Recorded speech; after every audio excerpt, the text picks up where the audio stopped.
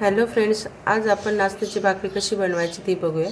त्याच्यासाठी मी 2 वाटी पाणी म्हणजे 1 ग्लास पाणी घेतलं आणि त्यात थोडंसं मीठ टाकून 2 वाट्या नाचणीचं पीठ घेतलं।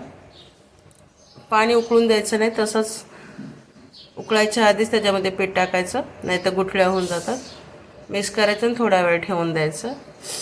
नंतर छानसं मळून घ्यायचं, गरम असतानाच मळून घ्यायचं। खूप मऊसूत भाकर होते ही आणि खूप लुसलुशीत। आता भाकरी थापून घ्यायची। मी खाली पीठ घेतलं। माझ्या व्हिडिओमध्ये चिमण्याचा आवाज येतोय ना, सकाळ सकाळ आमच्याकडे असंच चिमण्याचा आवाज येत राहतो। एकदम छान मस्त भाकर आपण थापून घेतली।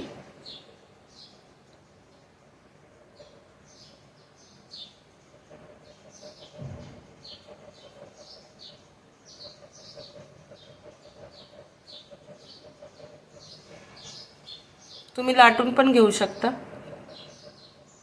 नंतर त्याच्यावरती थोडंसं पाणी लावलं।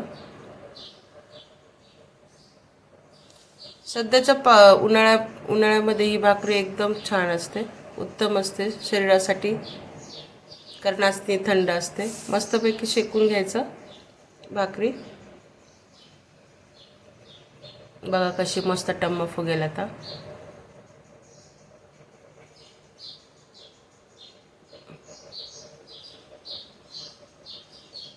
तयार झाली आपली भाकरी, एकदम मऊ आणि लुसलुशीत।